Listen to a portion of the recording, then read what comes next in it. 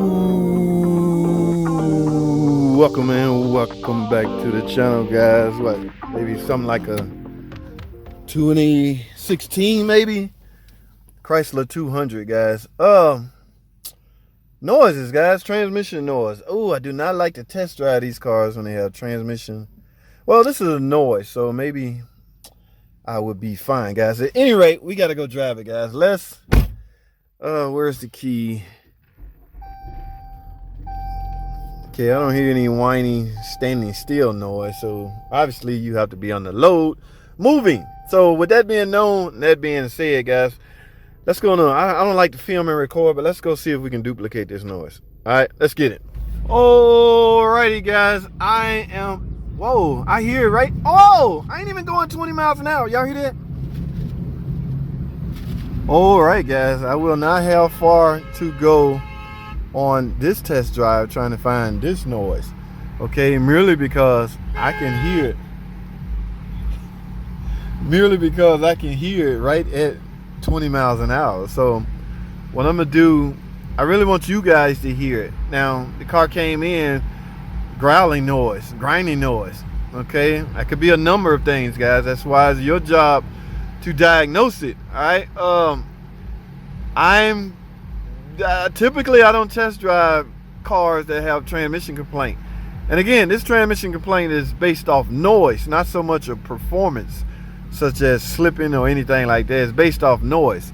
So guys, I got the green light. I don't want to be filming while I'm driving, so let's see if I can produce this noise so you guys can hear. Let me be quiet.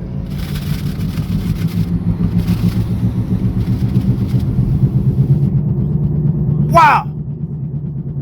All right, I've had enough. Okay, guys, I am turning around right now. Whoa! No sense going further, guys. As fast as I got on the road, as fast as I'm turning around, guys. If that's hub bearings, those bearings can potentially overheat and seize up on you on the test drive. And you can potentially be blamed for that. That's why I hate coincidental things, man, and coincidental things happen.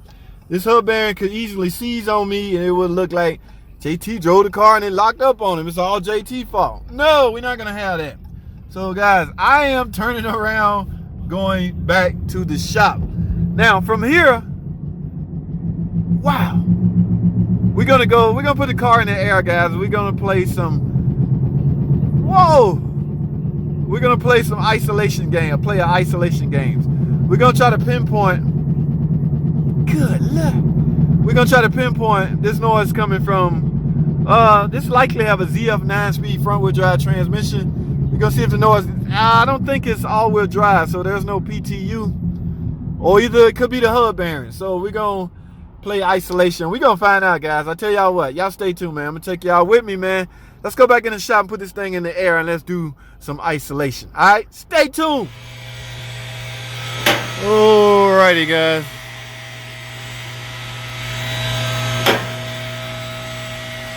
Wow, y'all see that? Okay, what happened here?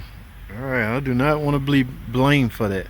But guys, what we trying to find out is, y'all heard that noise and it is extremely loud, but you have to be extremely careful on how you go by diagnosing it. Yes, wheel bearings will cause that, okay, but what will also cause that is a PTU, power transfer unit, or even a transmission, for that matter. So you got to be extremely careful, guys.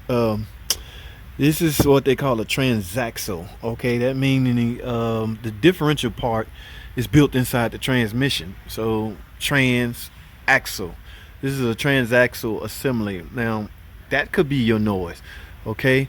Now I hear the noise when I'm driving. Y'all heard the noise. It is extremely loud. So you would think if it was hub bearing causing that, one of the things you should do is, yes, take the load off the wheels, raise the car in the air and grab your wheels and give it a little turn. It's like, see, I don't hear nothing. Now you should really grab this wheel at the 6 o'clock and 12 o'clock position, but what I want to do first is just give them a spin. Yeah, none of that. keep in mind, guys, the load is off the hub bearing, so you got to be extremely careful on how you proceed that. Like if there was a hub bearing, even while I'm spinning it, I should hear.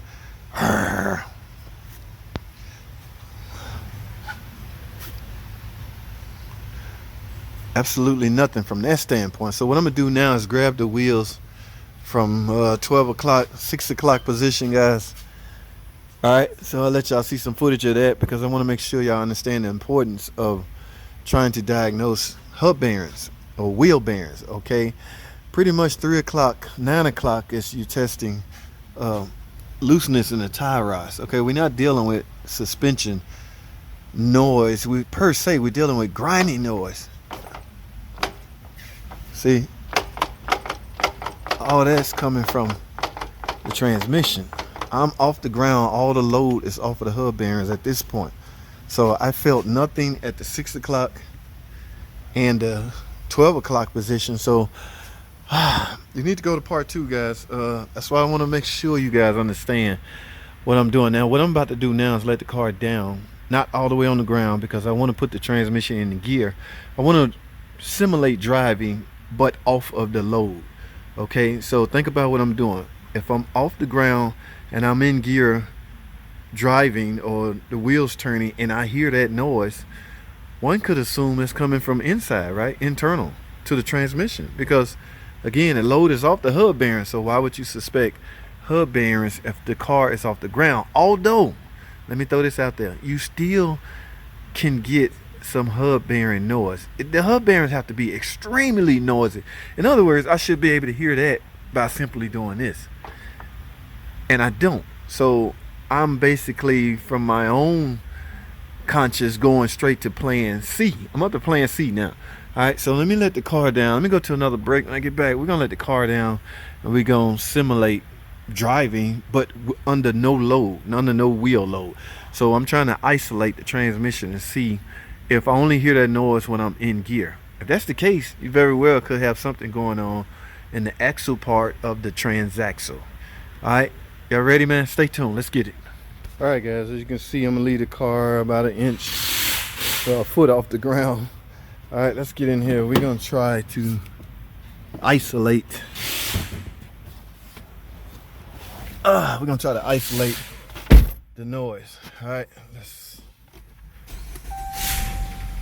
all right, we started. We have the load off of the wheels, no load on the bearings. So technically, based off my physical inspection of the hub bearings underneath below just a while ago,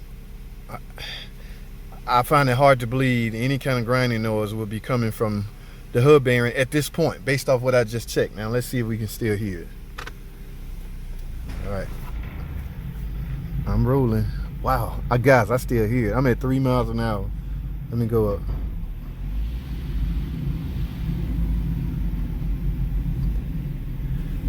Whoa, this thing is still. All right, let me turn traction control off. All right, that's the lift, but let's do this. Whoa! Y'all hear that? That is the exact noise I was hearing on the road test driving. Guys, I'm in gear. No load on the hub bearings. Let me do this.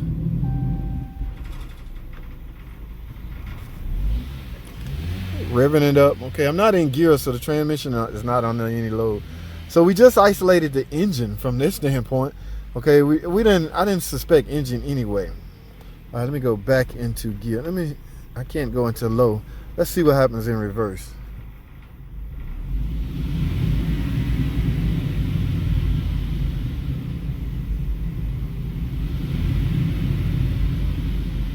Now I'm hearing grinding noise, but it's not.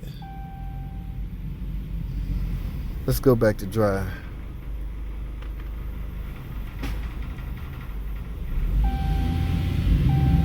There you go. Wow.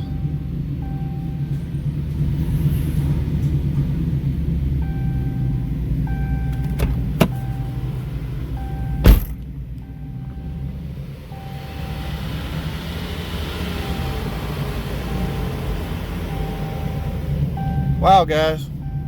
I don't know, man. What y'all think? I personally, that noise is coming. That is loud. Let me stop this. That noise is coming from internal to the transmission, guys. All right, there's no PTU on this car. It's not an all-wheel drive. Okay, so only thing we're basing this off our isolation test. Okay, now you can't 100% isolate the wheel bearings. You can if you take the axles out and the transmission is not even connected to the wheels. That's the only for sure way. But then you're going to be dealing with other issues. Okay, you're going to be dealing with traction and leaks and transmission leaks and things like that. So I've never pulled the axles out and tried to cap them off and run the car. Not sure that's a good idea, but I have, however, isolated the system. Now, because I'm almost certain, look guys, we had 122,000 miles, and I suspect noise in the transmission. My boss gonna automatically tell me to write up hub bearings anyway. Matter of fact, just due to the mileage. So the safe way to deal with something like this, and guys, don't do this. If this is your own car, then yeah, you base your diagnostics off your finances. Okay, that's not the case. I'm dealing with a customer that's expecting her car to be 100% fixed when I'm done.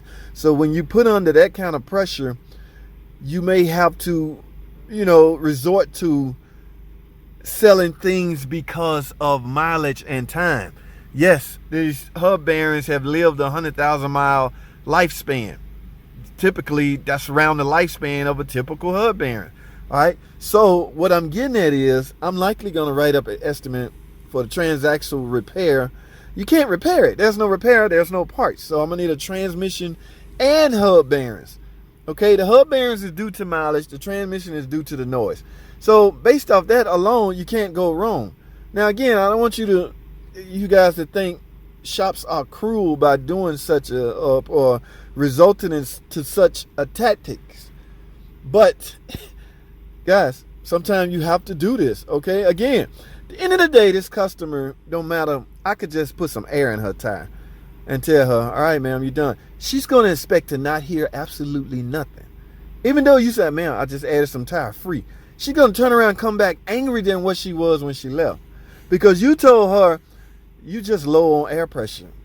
But in her brain, that noise is going to be gone after you add tire. So, guys, my point is it's all about communication. Let me put it like that. So I'm going to communicate with the customer. I'm going to tell her the noise is coming from the transmission, but because you have over 100,000 miles, I highly recommend you do all 4 hub bearings. Now, at that point, the pressure is on the customer. If she say yay, good. If she say nay, good from a different standpoint. I don't want this video to be long, guys. I can go on and on discussing this, but I want to make sure you got out of how I go by isolating grinding noise, hub bearing noise, front wheel drive transaxle noise. Okay, let's do it like that. But so we'll see, guys. All I can do is stay tuned, man. I'm gonna write up this estimate. We'll see what happens. Stay tuned. Stay tuned. Thanks for watching.